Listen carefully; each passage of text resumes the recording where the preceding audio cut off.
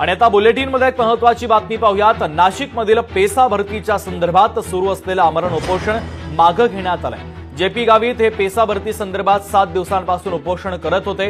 मुख्यमंत्र्यांच्या उपस्थितीमध्ये आदिवासी शिष्टमंडळाची एक महत्त्वाची बैठक झाली। 15 सप्टेंबर पर्यंत पात्र आदिवासी मुलांना सरकारी नोकरीची ऑर्डर काढली जाईल असं आश्वासन मुख्यमंत्री एकनाथ शिंदे यांनी दिल्यानंतर आता उपोषण स्थगित करण्यात आलेलं आहे। तर जेपी गावित हे पेसा भरतीच्या संदर्भात गेल्या 7 दिवसांपासून उपोषण करत होते। मुख्यमंत्र्यांच्या उपस्थितीमध्ये महत्त्वाची बैठक पार पडली। त्यानंतर मुख्यमंत्री शिंदे यांच्या आश्वासनानंतर आता हे उपोषण मागे घेण्यात आलेलं आहे। आदिवासी मुलांना सरकारी नोकरीची ऑर्डर लवकरात लवकर काढली जाईल असं आश्वासन मुख्यमंत्री एकनाथ शिंदे यांनी दिलं आणि त्यानंतर मात्र जेपी गावितांनी आपलं उपोषण स्थगित केलेलं आहे। महत्त्वाची बातमी आपण पाहतोय। नाशिकमधील पेसा भरतीच्या संदर्भात सुरू असलेलं आमरण उपोषण मुख्यमंत्री शिंदेंच्या भेटीनंतर त्यांच्यासोबतच्या बैठकीनंतर आणि आश्वासनानंतर आता उपोषण मागे घेण्यात आलेलं आहे। महेश महाले आपले प्रतिनिधी आपल्याशी जोडले जातात, त्यांच्याकडून अधिकचे अपडेट घेऊयात। महेश, गेल्या अनेक दिवसांपासून रास्ता रोको आंदोलन देखील झालेलं होतं, त्यानंतर 7 दिवसांपासून जेपी गावित हे उपोषण देखील करत होते।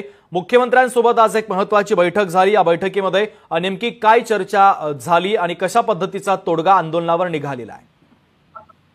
अगदी खरं आहे शुभम। खरं तर पेसा भरती संदर्भात गेल्या अनेक दिवसांपासून आदिवासी बांधव ते उपोषणासाठी बसलेले होते। 29 दिवसांपासून नाशिकच्या ईदगाह मैदानावर हे उपोषण जे होतं, साखळी उपोषण ते सुरू होतं, मात्र राज्य शासनाने त्याची दखल घेतली नाही। यामुळे माजी आमदार जेपी गावित हे गेल्या 7 दिवसांपासून आदिवासी आयुक्तालयाच्या प्रवेशद्वारावर आमरण उपोषणासाठी बसलेले होते।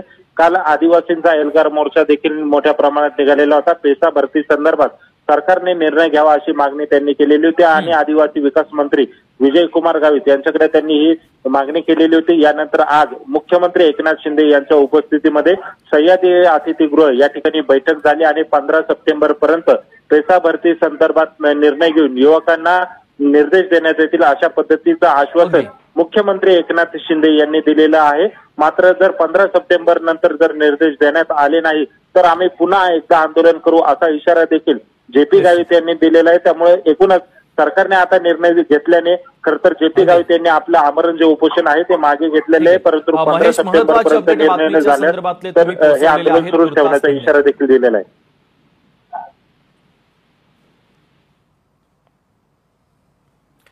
पुन्हा काही महत्त्वाच्या बातम्यांचा वेगवान आढावा घेऊयात।